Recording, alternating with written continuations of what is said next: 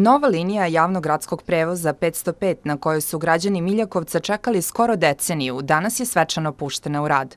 Uspostavljanje nove linije koja povezuje naselja Miljakovac 1 i Miljakovac 3 najviše će olakšati roditeljima i deci koja na vreme treba da stignu u školu. Lepo je urađena jedna okretnica, druga, 20 minuta je vožnja u jednom pravcu, 20 u drugom pravcu, obeležene fino stanice, ljudi su prezadovoljni, niko nije ušao bez osmeha.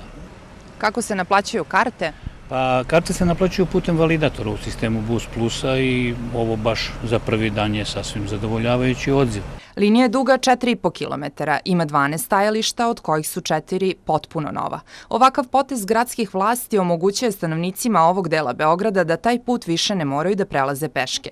Dugi niz godina stanovnici ovih naselja su apelovali da se otvori ova linija, jer upravo ona omogućava da se stanovništvo iz Miljakovca 1 prevozi do Miljakovca 3, posebno što smo i na terenu shvatili da tamo postoji veliki broj naselja koji nisu imali dobru konekciju, pre svega sa vrtićem, sa školama i sa tim institucijama koje su na tom delu grada. Milosavljević kaže da će brojanje putnika i slični pilot projekti dovesti do jednog novog strateškog plana za uspostavljanje novih linija gradskog saobraćaja koji će biti realizovani do kraja godine.